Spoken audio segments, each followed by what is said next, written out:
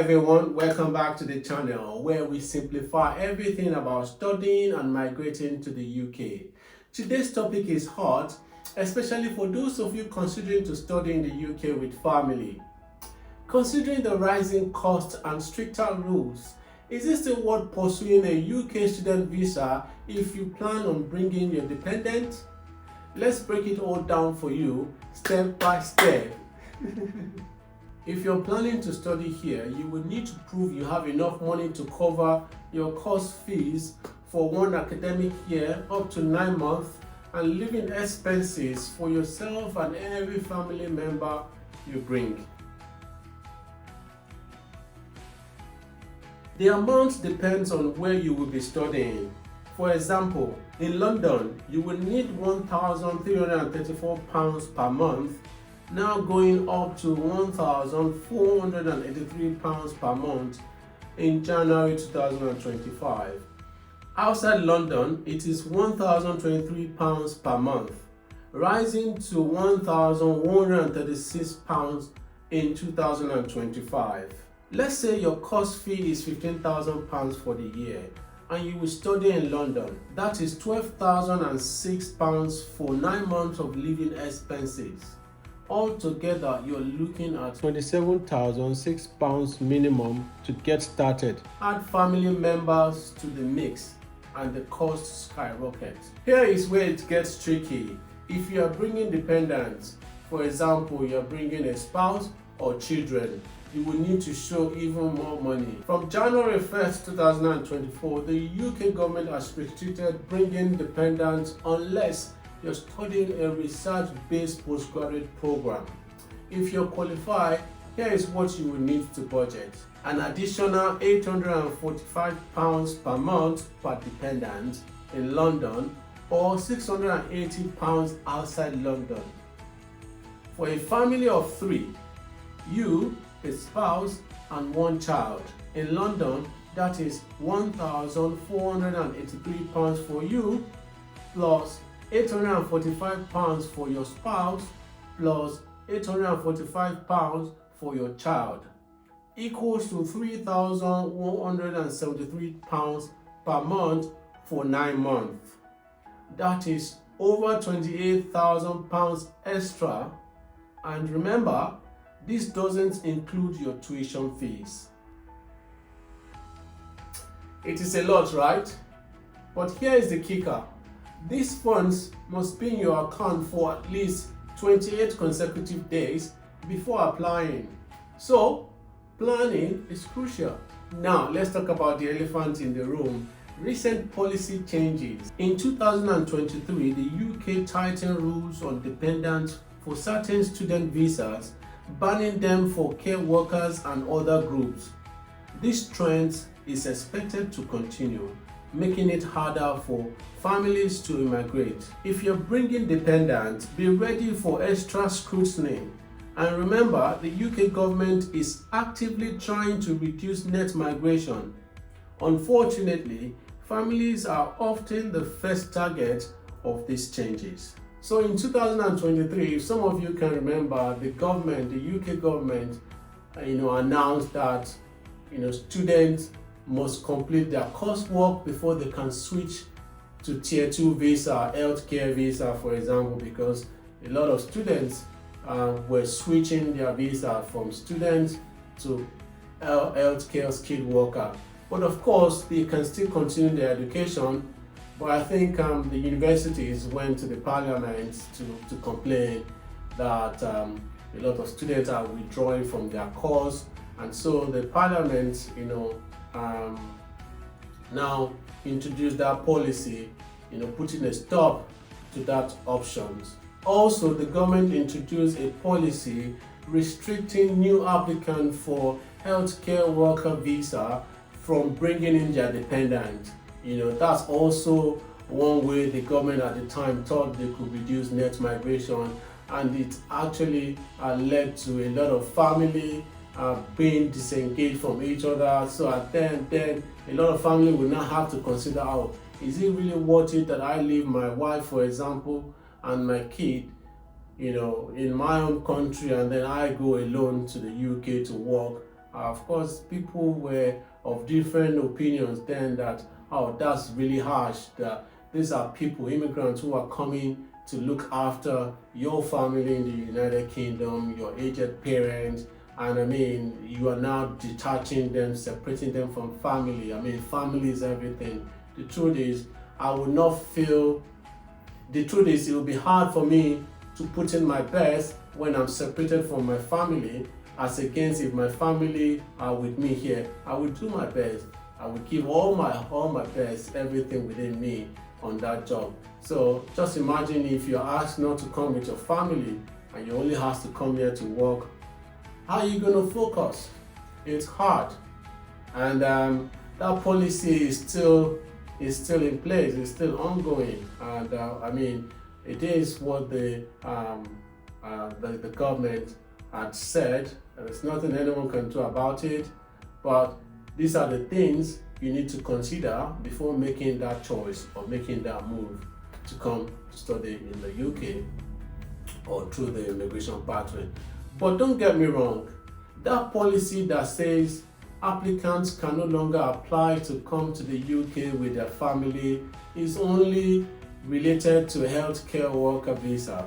I mean, there are other skilled worker visa routes.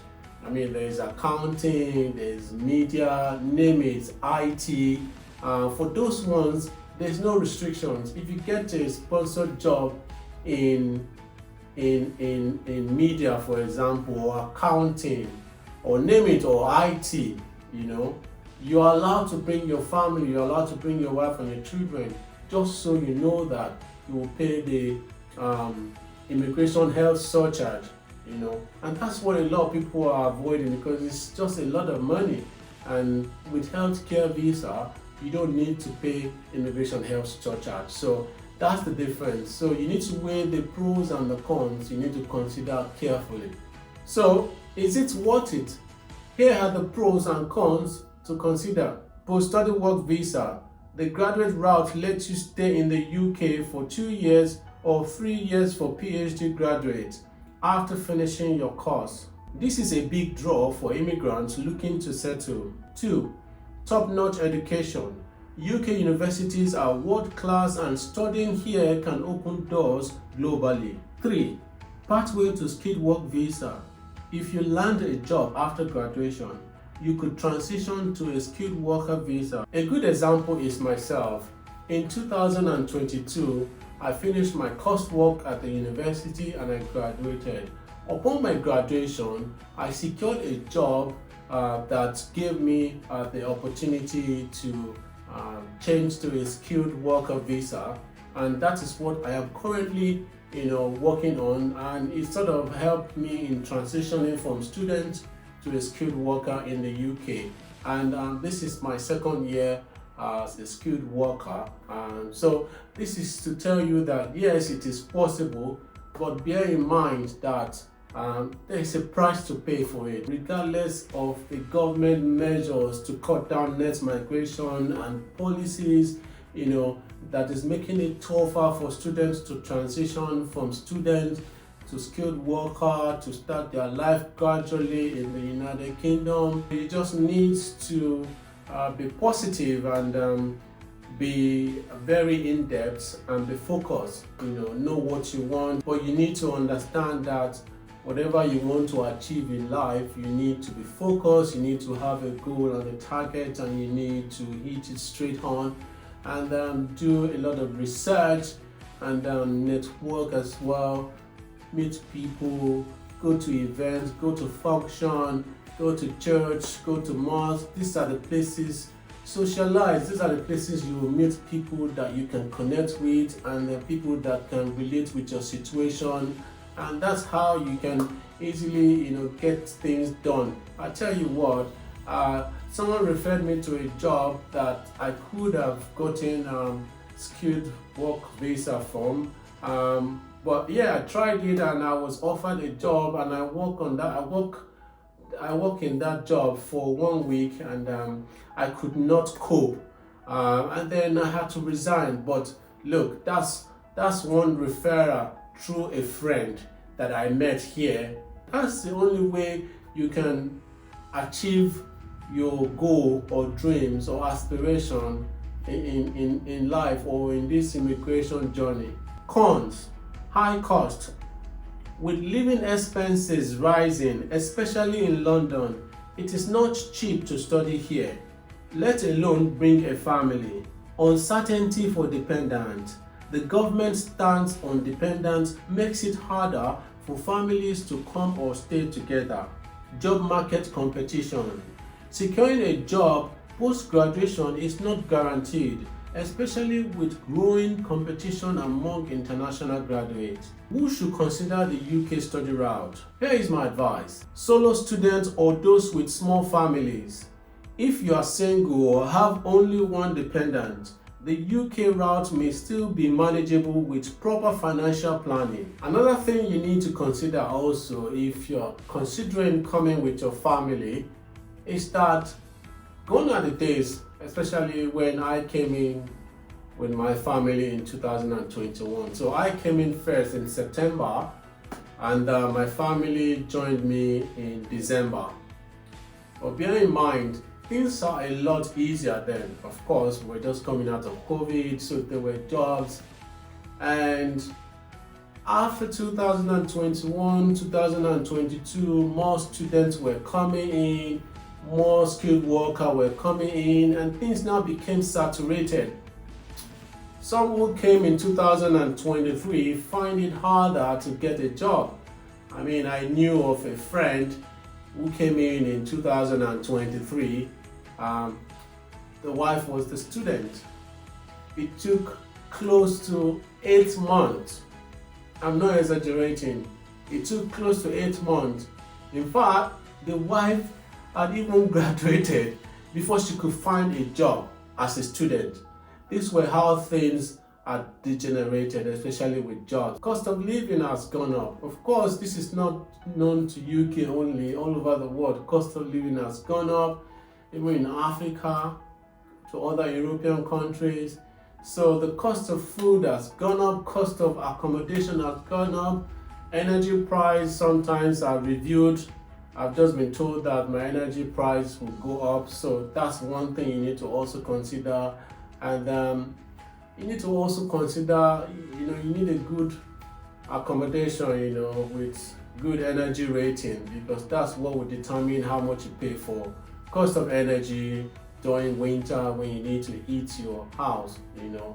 Some houses, their EPC rating is D, that you need to generate more heat, in order for you to stay warm, in order for the room to be warm for yourself, your children, So that's one thing you need to consider as well. Cost of living has gone up, so you need to have enough savings to at least jumpstart yourself in the event that you can't find a job immediately. Look, some people get here, all they could jump on is a factory work, and even the factory job are not even there anymore. So you need to think out of the box, and that's why your savings is important. High income earners, the opportunities might outweigh the cost if you have sufficient savings or a stable financial sponsor. If you have some savings, yeah, good, you can start living your life here, but also for how long are you going to be exchanging your currency to pounds?